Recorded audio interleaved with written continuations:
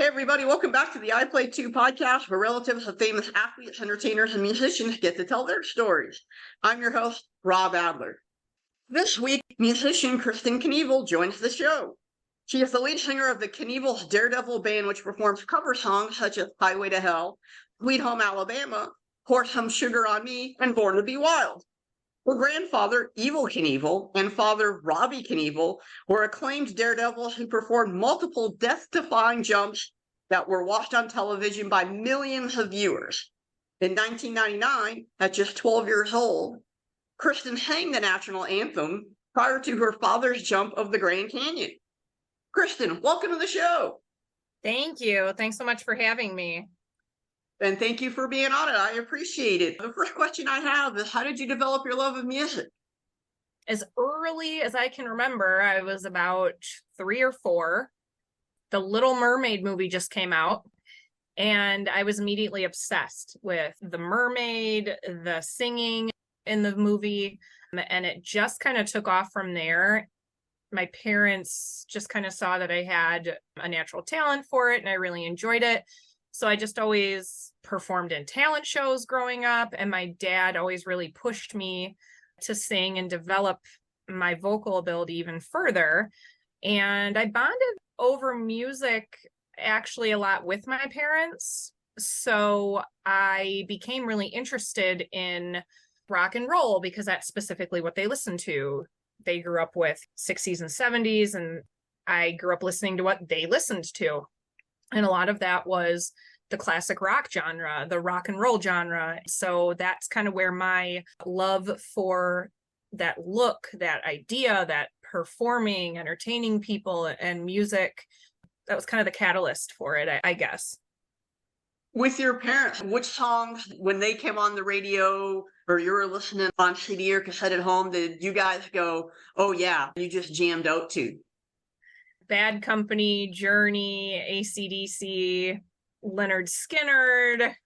My dad had a certain playlist, I guess, if you will, before his jumps.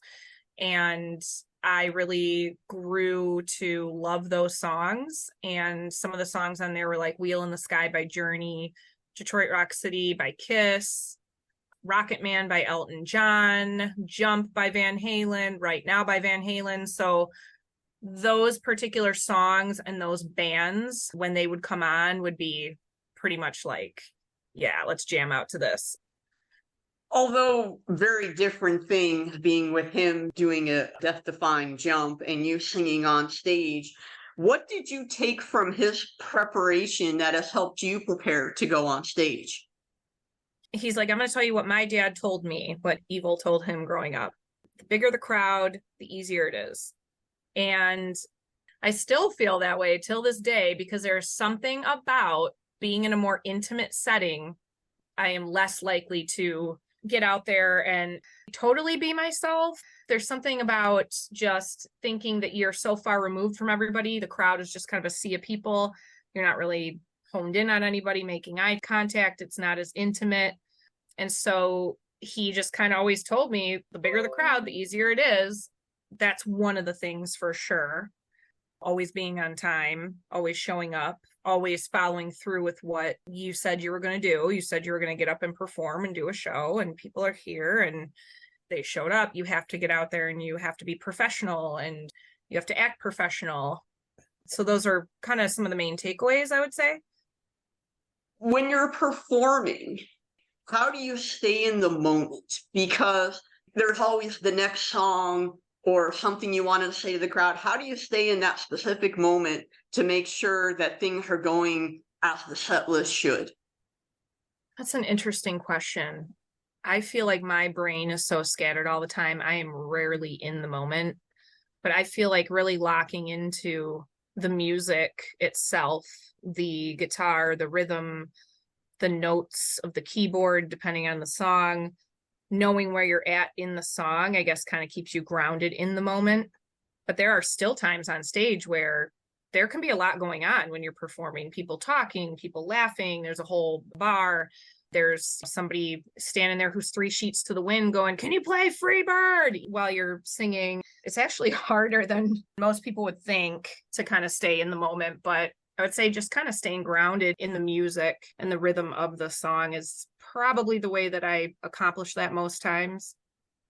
With singing so many different songs, is there a song for you that you really enjoy singing each set? One of my all-time favorites is Sweet Child of Mine by Guns N' Roses. The other one that we've added in more recently is Dream On by Aerosmith. And I love that song because Aerosmith's my favorite band of all time. And Steven Tyler is, in my opinion, one of the greatest performers and entertainers and vocalists in the history of rock and roll. So for me, it's a real treat. It's a real honor to be able to perform that song because I really do look forward to getting to perform any song by Steven Tyler. Have you ever had a chance to meet him? No, it's terrible. My dad has, and he has pictures with Aerosmith, and it's so funny because I have like so many friends in the music and entertainment industry that are like just a couple of degrees removed from him. I really don't get starstruck, but I don't know what I would do if I was in the same room with him. I don't know what I would do. How did the Knievel's Daredevil band first come about, and how did you decide on the name?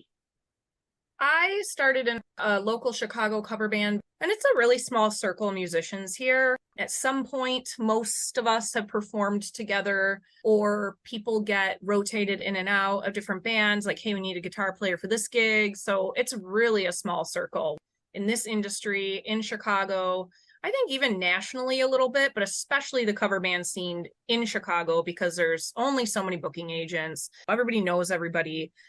So I ended up breaking off from the cover band that I started in, and so did my now keyboard player and male vocalist, John Guarini. When we both broke off, he said, hey, we should do a project together. So he's a Desert Storm veteran, and we both really shared this love for America.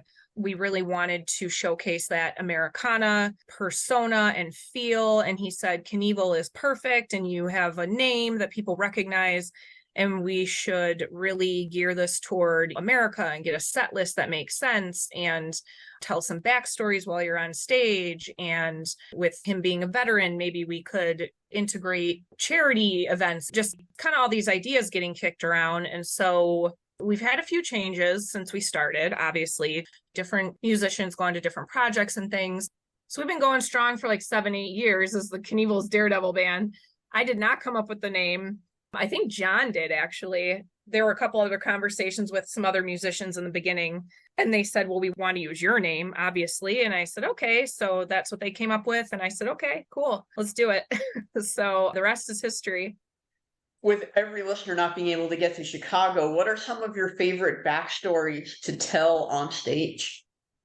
There's usually a backstory to a song. So the idea behind the set list too had a lot to do with taking the songs that were in my dad's playlist when he was performing, because it was so nostalgic for me growing up.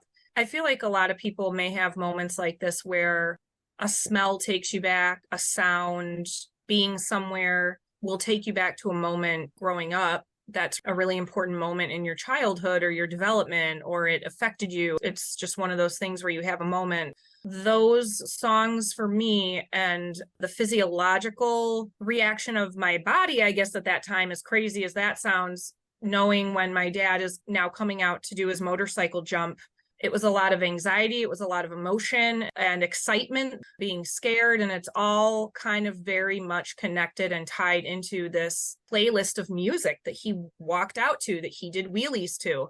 For example, TNT by AC/DC is one of those songs that he would go back and forth and do wheelies for the crowd. Wheel in the Sky by Journey was a song that he played. Jump, obviously, by Van Halen, because, Jump, obviously, he's about to do a motorcycle jump.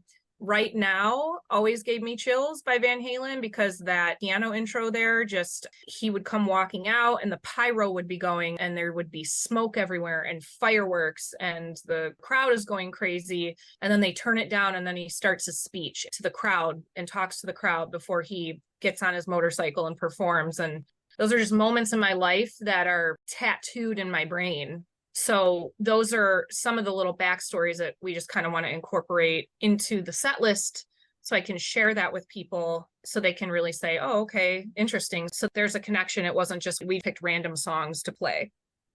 When you sang the national anthem in 1999, were you more nervous to sing the anthem or were you more nervous about watching the jump? I was only 12. I was very nervous, but I was probably more nervous about my dad making it across the canyon. As scary as it was to get up and sing the anthem, it was like a 2-hour special. And for the first hour, they would just show you everything that could go wrong. It was like computer animation. And then it was, let's put a dummy on a motorcycle and like kick it off the edge and watch it just bounce off the sides of the cliffs into the canyon and be like, oh, its head fell off.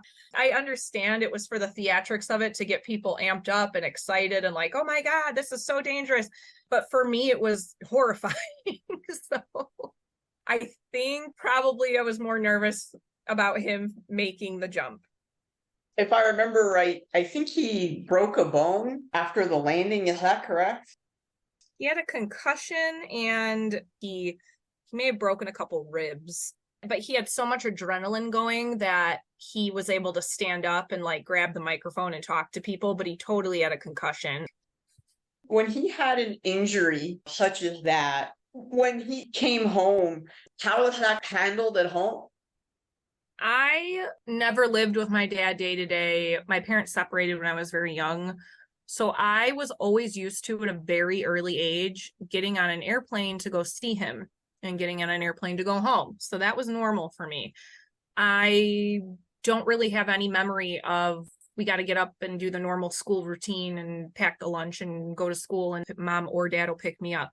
I would go to visit him, and there were definitely times when he had injuries, and he had a long-term girlfriend that he was with. So either she was there and she had a daughter that was like 5 years younger than me. So there was always another adult around. It wasn't like he's incapacitated and his 5-year-old daughter is going to go visit. But I do remember one of the crashes, and I want to say it was Moon Nissan, because I specifically remember him living in Salt Lake City. And the way he landed, he slid up the pavement and it ripped open the back of the leathers, and he had pavement jammed in his skin up into his hamstring, up to the back of his butt, basically. It was such bad road rash. He used to have to lay in bed and turn the fan on, because when you have really bad road rash, anybody who knows this, it doesn't ever really dry. It's like always kind of oozing, which sounds gross. It's not bleeding, but it's still an open wound and it's always oozing. He'd go, all right, get out of the room. I have to fan my ass. So he would have to like roll over in bed and let the fan basically blow on the back of his leg. So that I do remember, and that was pretty funny because he just kind of made a joke out of it, and he loved telling people how he had to fan his ass for whatever reason. I don't know. With your grandfather's fondness of motorcycles and your dad's fondness of motorcycles, did you get that hobby as well? Here's what I tell people when they're like, do you ride? And I'm like, well, I grew up in Chicago, so there's not a lot of options for recreational motorcycle riding. When I would go see my dad, he always lived out west. He was in Montana, Washington State, Utah, and he would take me riding and taught me how to ride a dirt bike, but I was by no means skilled at it. And it scared me a little bit because I was a scrawny little girl. I didn't have a ton of muscle tones. He tried to put me on a Honda, and it was super, super heavy. And then trying to kickstart a motorcycle when you're a scrawny little kid is a joke. I don't know if you've ever tried to kickstart a dirt bike, but it's awful. It's really difficult. If you don't have the muscle strength to do it, it's hard. And then there's a clutch, you kickstart it and then it dies and you got to shift it.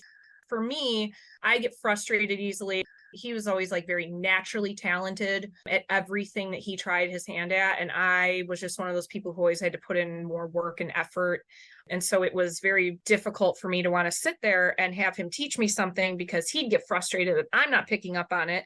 And then I'm getting frustrated because he's getting frustrated with me. And so I never really got into dirt bike riding or even riding a Harley.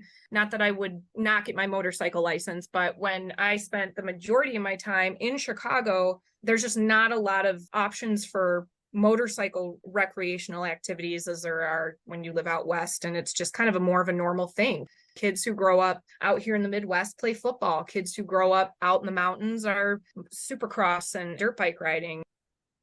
With being in a band right now, has the Knievel name opened up any doors?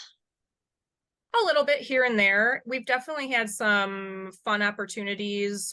The short answer to that is yes. It depends on the event. It depends on the crowd. A lot of this business, honestly, is who you know. Unfortunately, it's not so much about you guys are the best band and we're going to pay the best band the best money to perform. It is truly about getting your foot in the door, playing, getting a little bit of a following, getting a crowd, getting some recognition, paying your dues. And that's something too that my dad always instilled in me. He's like, you have to pay your dues. I had to jump for next to nothing at monster truck shows, and I had to do this and I had to do that before I actually got a chance at Caesar's Palace, because Grandpa crashed at Caesar's. And that was a big deal, convincing the owners of the hotel at that time to let him jump the fountains, because they knew it was so risky. And my grandpa had crashed. It was great for publicity, but it was a total disaster. So long story short, yes, it opens doors. But then once you get your foot in the door, you have to prove yourself too. You have to have a stage presence. You have to get out there and talk to people. You have to build rapport with these business owners too. So it opens the door, but it only gets you so far. Because if you're not willing to put in the time and the effort to build the relationships like any other business, you won't be successful. Coming up in August, you'll be opening for Everclear. How pumped are you about that? We are super pumped. I was born in 86. So I grew up in the 90s, and Everclear, obviously in the 90s and the early 2000s, were huge. So it's exciting. We're really stoked about it. How did that opportunity come about?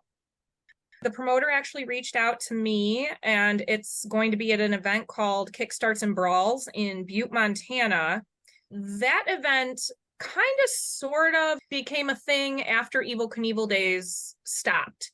So it's a combination. It's in Butte, Montana. And for people who don't know much about Butte, Montana, it's got such a rich history, and it just cranks out some tough people, including my grandfather being one of them. It's a mining town. It just has a rough and tough history.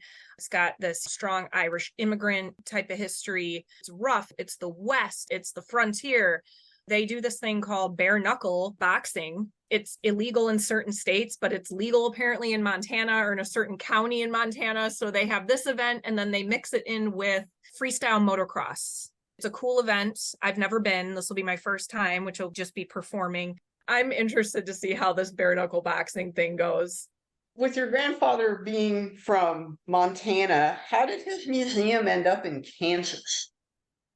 So honestly, really just the simple answer to that is the people who were willing to put in the blood, sweat, and tears and the finances. And the owner of, I believe it's Topeka Harley-Davidson, had the extra square footage to set the museum up the way that it needed to be set up.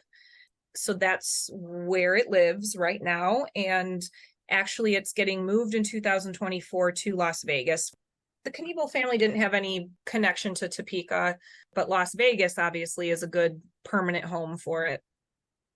For you, because I saw on social media you went there a few years ago, what's it like to see your grandfather's legacy and the family name in general honored like that? It's a lot of mixed emotions. I've had some really proud moments. I had some really emotional moments. It was really great to see everything that they were able to rehab or refurbish and rebuild to put on display, like the big red Mack truck that he used to travel around in. It was like a time capsule. The curtains, the chair, the decor, everything is just frozen in time.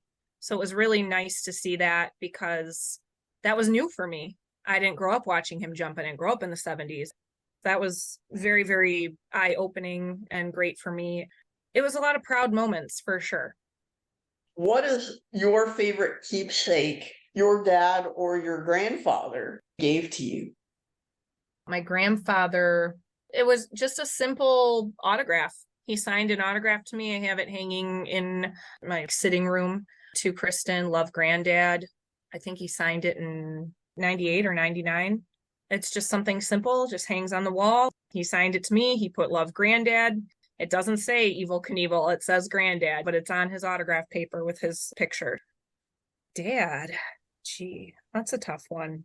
My dad didn't give it to me, but I inherited it after he passed away. And that would be his Robbie Knievel doll is one of my favorites. There were only so many made when he started jumping with my grandfather in the 70s.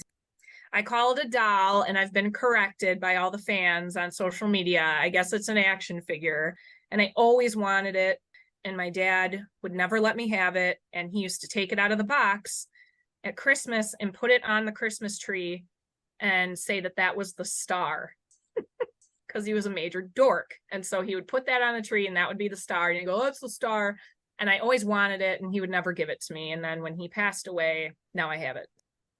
My friend Dom, who is my resident Knievel historian, he is maybe the biggest Evel Knievel fan I've ever met, had both of those as well. Really? Okay. And it's funny too, because my dad's doll action figure, the skin tone on it is so tan. It's just so funny. It just looks like somebody spray tanned it. Speaking of your dad recently passing away, I can somewhat relate because my mom passed away from cancer as well. A couple of friends claimed that he had mentioned it, but then he would kind of recant. So he would get emotional, I think. He would say things, and then people would go, oh my God, are you okay? What can I do? And I think he just stopped telling everybody. So I knew he was sick over the years with pancreatitis and sometimes get flare-ups with that and end up in the hospital. And then they would get him stabilized and give him a tune-up and send him on his way. During his final years, he was living in Vegas and then Reno. And I was always in Chicago and I had my family. So I wasn't there with him day to day to see that he was deteriorating. He had fallen, and we got a phone call from his neighbor who went over there to check on him because he hadn't seen him outside with his dog. My dad was always out walking his dog. Kind of a red flag, a little alarm went off, like, okay, let's have a wellness check. When he finally went to the hospital for the last time, I could tell by the conversation with the doctor that this wasn't going to be one of those situations where they give him a tune-up and send him on his way. This was going to be making end-of-life decisions. So that's when I learned that he had what he had going on when I got there, and they went over all of his medical information with me, and my head was spinning. I mean, none of us knew. That's a tough situation to be in because there's all kinds of emotions that are involved. It caught us all off guard, I think. I mean, he was tough. He had been through so much. And every time he was in the hospital, he got out. And he smoked Marlboro Reds and he drank Jack and Diet. And he was indestructible. Since it's still somewhat fresh, how hard has it been for you to kind of come to terms with his passing? It's been very up and down. People say a lot of negative things about social media, but I have found it therapeutic to constantly put things out there about him, tie him into my grandfather, tie him into the band, because I feel like as his daughter, I have to keep his name out there. I have to keep his memory alive. I've convinced myself I don't have a choice. So that's my job. I have taken on that mental and emotional burden for myself. I need to keep putting the personal photos out there that people haven't seen. I love reading the comments from people. I love seeing that the fans adored him and they love and appreciate seeing these photos that nobody's ever seen, because I just have a ton of personal photos that I've also inherited, and personal effects and things that were in his RV footage, things that are meant to be shared for the people who love him and adored him and looked up to him, and people whose lives he made an impression on. To me, it was meant to be shared. Whether it's at a show, you're just walking around Chicago, whatever it might be, what's it like when somebody comes up to you and says, your grandfather or your dad had such an impact on them? Well, it's usually when people see the name. Back in the day when I was going out to bars and getting carded, or if I'm at the airport, they'll ask about it, or people just see the last name and then they'll tell you a personal story, or they'll talk about how dad or grandpa impacted them, or, oh my God, when I was a kid, my dad took me to see Evel Knievel jump and it was so amazing and it was life-changing. And or I set up in the middle of the street in my neighborhood, we were jumping over garbage cans in our bikes and I broke my arm. And you're hearing these stories, and I'm so grateful and so lucky to be able to absorb the love of the fans, I guess. I feel very lucky and very fortunate to hear that. And it's a great feeling. Who wouldn't want to hear that their dad and their grandfather made such an impact on people's lives? We touched a little bit on this earlier, but the flip side to the question of has your last name opened up any doors? I'm curious, has the Knievel name ever been a burden to you? Yeah, there was a time in my life in my early 20s and mid 20s, maybe, where I just was sick of it. Because here's the thing, of all the positives, there's also the flip side of the coin where I would see the people who have bad intentions and bad motives, who were involved in shady activities that would try to latch on and glom on and are just there to get their face in a photo or to just glom on and say, oh, hey, I was there, I was with him, he's my friend, and then try to coerce him into doing things or try to convince him, hey, you can trust me, look at, I'm offering this, or I can help you, or just different things like that. It is just the way of life. Not everybody has positive motives when they're interacting with you. And my dad was such a kind-hearted person and a generous soul and a people person that unfortunately sometimes he wasn't also the best judge of character. So there was definitely a time where I would see certain people continuing to try to wedge their way in or kind of weasel their way into his life who were just toxic people. And at some point you look at that and go, yeah, I'm done. I don't want anything to do with that. And people also make assumptions about you. Oh, Knievel, oh, you must be rich. You must be this. You must be that. You must know this person. Can we go here? Can we do this? And then when they find out that you're just kind of like boring and normal and you get up and like go to work like everybody else, you have nothing else to really offer them, then they move on. It's like, oh, okay, so that's what that was about. So that's frustrating too. So yes, there was definitely a time where I felt like it was a burden. There were times I'm like, I just want to wake up and have my last name be Smith for like a month. You mentioned that you had a regular job, and I know that you have kids. How hard is it to balance the job, being a parent, and the music career? I don't know any different besides just burning the candle at both ends. It's just my personality. I've always been that way. I'm a very active, tenacious, hyperactive person. I've always worked and juggled multiple things. I was diagnosed with ADHD as a kid, so my brain is very much scattered all the time. There's probably better ways to manage it, but I've also gone through life mostly this way, and I've graduated undergraduate college. I have a master's degree. Are there probably better ways to be organized? Yeah, probably. But I mean, that's what I struggle with, and I know that that's what I struggle with. So I manage it just kind of the best way that I can. And I'm not like a big list maker. I write things down if I need to. I mean, I definitely put stuff in a calendar. I have a lot of my friends reminding me, people reminding me of things because I don't have a personal assistant. I just try to kind of take it one day at a time. I mean, my children come first. My children's activities, their doctor's appointments, all those things. I'm lucky enough to be able to work remotely from home. And then band gigs are usually on a weekend, so it doesn't really interfere. As long as I can have childcare, then I can kind of schedule the band gigs way out ahead of time. So that's kind of the gist of how I manage everything. Just looking at a calendar and seeing, okay, I can fit that in or I can't fit that in. What advice do you have for other working moms out there?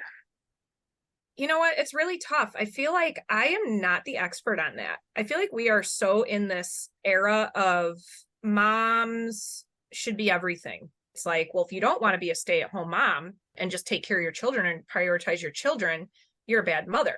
If you don't want to go out and get a job and help provide for your family, then you're lazy. Somebody mentioned to me, if dad comes home with Happy Meals for dinner, he's the greatest dad in the world. If mom goes out and gets Happy Meals, she's lazy because she didn't cook. I feel like there's all these expectations. And what I'll say is what makes you you and you're passionate about, I think you should still make time for, whether that's working out, whether that's painting, drawing, singing, working, your job, whatever makes you feel fulfilled. Because yes, children are fulfilling. My children are such a blessing, 100%. But if I lost my identity completely in motherhood, I wouldn't be living up to who I truly am. And I wouldn't be setting the example for them of, hey, look what mom's doing. She's still exercising. She's still going out and singing. And when I grow up, I want to pursue my passions and my dreams too. Whatever it is that you like and you enjoy as a mom, try not to lose that and try to make some time for that and try not to feel guilty about it. We've talked so much about your dad. How much did you learn from your mom? What was she able to teach you about being a mom and that work-life balance? My mom just really taught me that as long as you have the drive and the motivation and you work hard at something, that you can achieve it or you can accomplish it. She was there. She was home for us during the week because she bartended on the weekends, but then she was in school taking nursing classes during the week. So she was either studying or she was in class while we were in school, or she was having study groups at home. And I mean, I remember her like bringing home her dead cat from anatomy class. You know, they had to dissect a cat, which I always was weirdly interested in because I really love anatomy. And it was still to this day one of my favorite classes that I've ever taken. I love anatomy and physiology. I love working out. I love anything muscle related and all that kind of fun stuff. So I found it very fun and interesting. But as far as what I learned from her was she was a tough person. My mom didn't fold easily. She didn't crumble easily. She always got up and did what she had to do and did what she needed to do. And there were really like no excuses for not getting anything accomplished that day. She's always running around cleaning. She's always running and picking kids up from school or going to work or going to nursing school. And now that I think about it, I'm like, God, we are pretty similar now. She's like a little Energizer bunny all the time. We're very similar personalities where we're just like, go, go, go, go, go. So I was always kind of watching her just go, go, go and do her thing. She just took an exam to become a psych nurse practitioner. So I feel like she is always burning the candle at both ends, but she's always aiming for more, to achieve more. Always instilled that in me and pushed me to do that, to go after that. You talked a little bit about physiology and anatomy, and I know you worked previously with pulmonary fibrosis, and now you're working with autism. What attracted you to each of those? Pulmonary fibrosis I got involved with because my grandfather was diagnosed with pulmonary fibrosis. I had done a little bit of research on it, and that's what he ended up ultimately passing away from. And I got involved with the nonprofit at the time, which was the Pulmonary Fibrosis Foundation, which oddly enough was based out of Chicago. So I started doing some work for them, some spokesperson work, some marketing, event planning, and got involved with them that way. And it kind of gave my grandpa and I something to bond and connect over. So that's kind of what drew me to that. Yes, I recruit for an autism healthcare company. I didn't necessarily go after an autism healthcare company, but oddly enough, I have a 4-year-old who is actually on the spectrum and is in a full-time ABA clinic.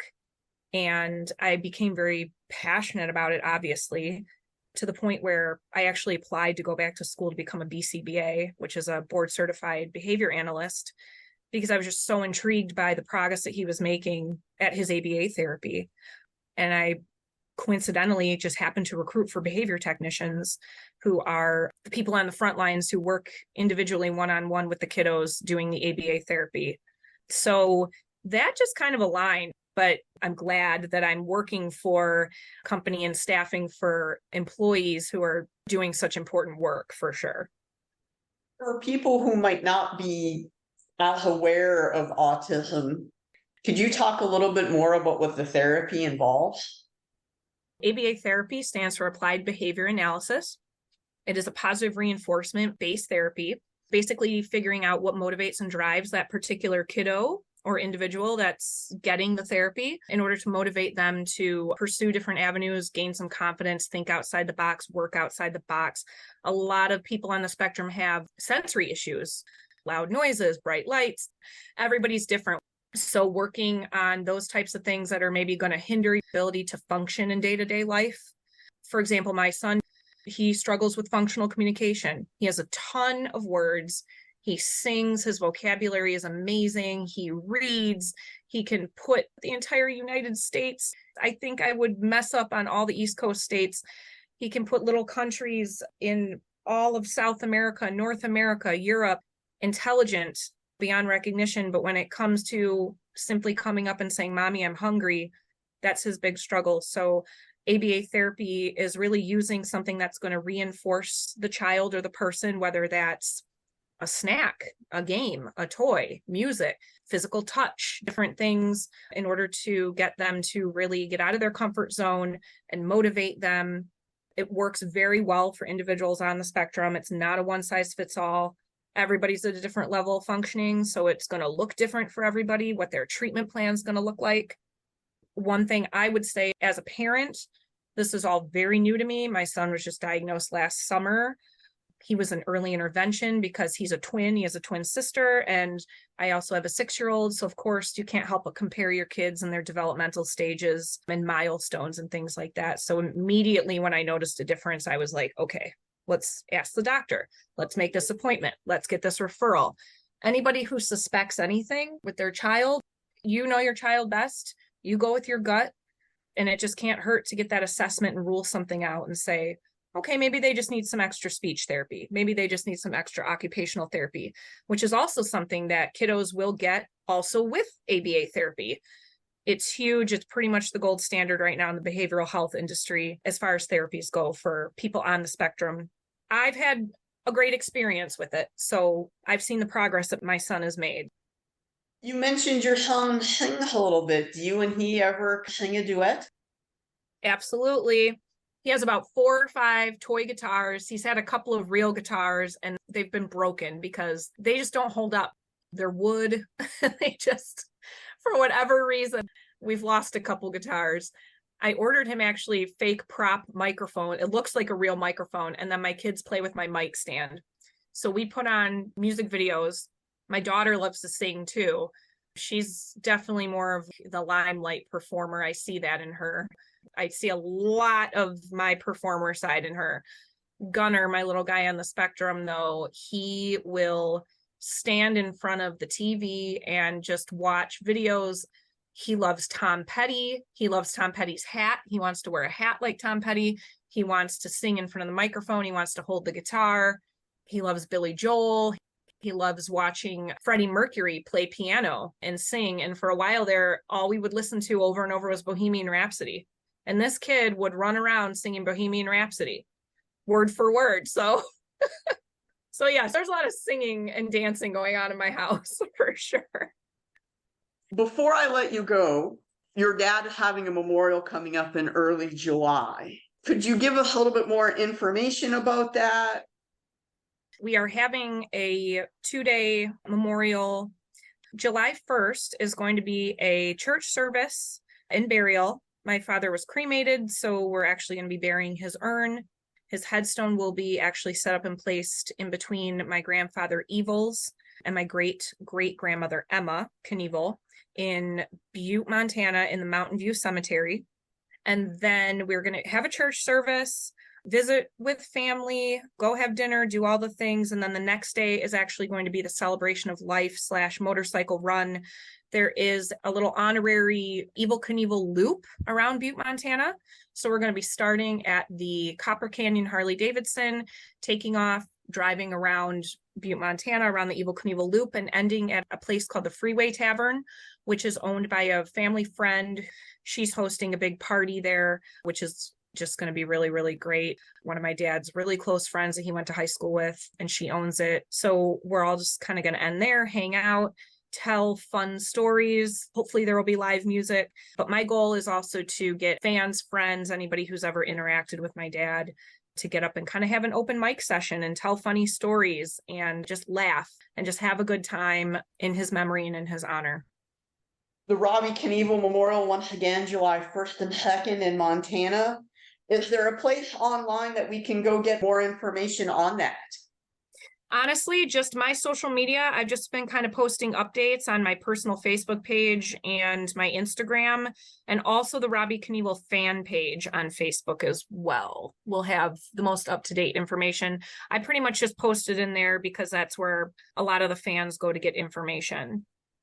Krysten, I want to thank you for your time joining the I Play 2 podcast today. It's been great to hear your story, hearing your memories of your dad and your grandfather, and best of luck with the memorial and also with the concert in August opening for Everclear.